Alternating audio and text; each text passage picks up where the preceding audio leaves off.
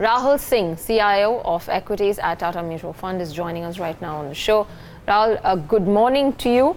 Let's talk about some interest that once again India is pulling towards itself. Foreign institutional investors have started to get a bit more positive of late, but now once again we'll start to question valuations with whether or not the Indian equity markets are still looking a little bit more pricey for the kind of growth opportunities that we present.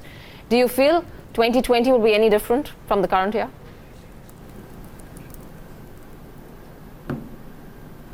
I think in many ways it could be similar, except that the second half could see a reversal in terms of the economic outlook which we are seeing. So you could have the reversal in the halves between 2019 and 20. But in terms of the nature of the market, it will probably be a little better than last year, which is 2019, because I think the market could become more broad-based. The mid-cap, small-cap today, indices are still anywhere between 10 to 15% off their 52-week highs, whereas the large cap, the main headline indices are at their 52-week highs. So, clearly there is a case for those segments of the market not to continue underperforming the large caps anymore.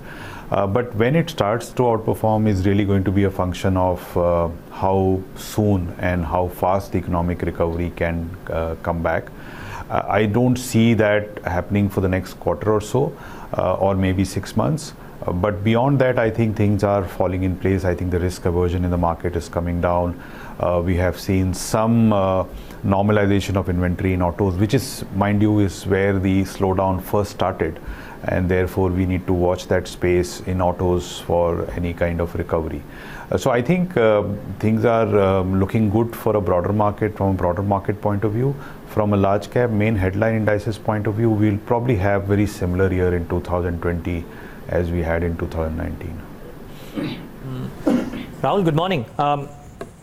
Just wondering if you, in your schemes, are reallocating monies from some of the extremely highly valued names to, I'm not saying you're shunning quality, but you're probably taking quality which is available at a reasonable price. Are you playing that game actively, or are you still sticking to what is performing, and why fix something that ain't broken?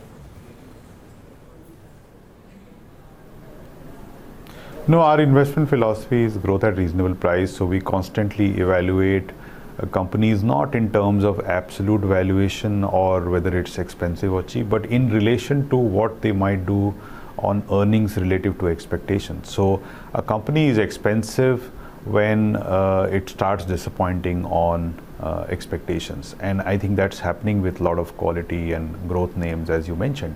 So selectively, where we see that the chances of downside to earnings is more than chances to an upside to earnings in terms of relative to expectations, and the valuations are at a premium to 10-year high, I think that's where the cause of concern is. And we have seen a lot of these cases gradually getting derated, and you know the names, I don't need to tell you the names. So therefore, we need to be cognizant of that fact and not get too carried away by quality. But at the same time, there are companies in the so-called quality or growth space which are still executing superbly well. They are able to beat the slowdown in a relative sense, and they are still able to surprise analyst expectations. I think we will continue to stick by those names, but that list, as you would have made out, is getting narrower and narrower. And there are a lot of companies even in that space which are disappointing on numbers. So it's a constant evaluation which we do. It's not like we are taking it in a very in a very top-down manner. It's a more bottom-up exercise which we tend to do. Rahul, just a few days back, we did a mapping of what various mutual funds did last month, and it looks like all of them, in a way, have started to reduce exposure to financials. Is that something that you're witnessing too?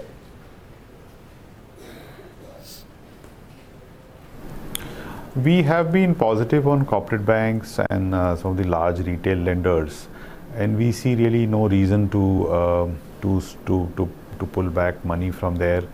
because I think some of the valuations are still leaving some room for re-rating, and mind you, even after that re-rating, they will continue to be compounders. So really from our point of view, we have reallocated within financials a little bit, but to say that we have cut down on financials weightage is not what we have done. Okay. Rahul, an interesting thought that came in on autos. And my numbers may be a bit here and there, but if we work with an assumption that there are about 25 crore families in the country, and there are about 20 odd crore outstanding two-wheelers, bikes and scooters combined already existing, the space is not under-penetrated in any fashion whatsoever. Maybe four-wheelers and cars are, two-wheelers are not. But the stocks have retreated from the highs for obvious reasons. Do you think sales can come back with a bang in 2020 or 2021 if it's possible to time that? And therefore, is it worth taking a bet on autos? The two-wheelers, that is. No, you're right. I think relative to the various segments, two-wheeler is definitely more penetrated. There is no doubt about it. Four-wheelers and passenger vehicles obviously under-penetrated to that extent, but the affordability aspect also comes into picture. I think commercial vehicles and tractors are highly cyclical, and they are going through I think they'll probably take longest to recover. So clearly, from a pecking order point of view, it is four-wheelers, passenger vehicles, followed by two-wheelers, and then CVs and tractors in terms of where the fundamentals are today. So that's really our stance has been, even if you look at our our stance in the portfolios. I think I think in between you can get you can become very tactical, and you can take a call on inventory corrections and whether there is 2 quarters of good demand ahead of you. But overall, you're right. I think from a penetration point of view, the best years or the best growth years for two-wheelers are behind, but it's not that they are not going to grow and they are not going to deliver earnings, because all of these balance sheets are strong and they are huge cash generating businesses, and some of them have good export businesses also which are doing well of the big two-wheeler names. So therefore there are opportunities even there to make some alpha, but not a huge amount of returns. Anything else, Rahul, that could turn out to be a new theme for 2020? It looks like for 2019, the second half at least saw insurance, saw AMC, so basically the non-lending NBFCs become the center of attention and the kind of valuations that they attracted. Anything that you think will turn the cornerstone for 2020, which is probably a laggard right now?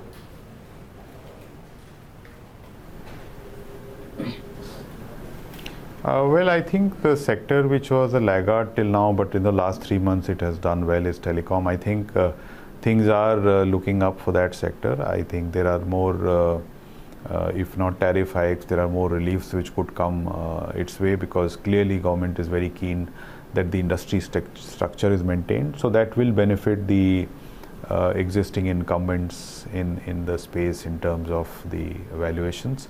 So that's one. The second sector which we are watching, and it's not really a sector, but it cuts across various sectors, is the PSUs, where we think that the government is really left with not much choice but to privatize and raise the kind of funds which they need to bridge the fiscal gap. And therefore I think it could be a recurring theme. It is just not one or two companies, and you could see monetization within PSUs of surplus assets, land, etc. also become kind of a recurring theme. We'll have to be selective here in terms of what PSUs you want to back, and it may not help all the PSU stocks or all the PSU valuations, but clearly that is something which we are keeping an eye on for 2020. Okay. In the same vein then, my final question, Rahul, is on whether you believe metals are also showing that, because the last 2 or 3 months have been good for the metal stocks too, globally linked, but nevertheless they are showing some upsides. What's your view here? That's right. I think metals is something which of which there are global factors which are driving it. I think China, US-China trade war settling down. I don't think it is settled, but it's settled down for now. Is a positive. I think there is some signs of the industrial growth coming back in China, and I think that's leading to optimism. We are looking at that space as well, but as of now, the moving parts or the variables there are much more global in nature, and we think that there are things which we understand better in terms of the domestic factors. Not that we are ignoring the metals, but I think from a pecking order point of view, that is there in the sample set, but not really up there in terms of what we can confidently say is something which is true for the entire 2020. Okay, Rahul, we'll leave it at that. Thank you so much for taking the time out and being with us and giving us your thoughts. Thank you. Rahul Singh, CIO of Equities at Tata Mutual Fund.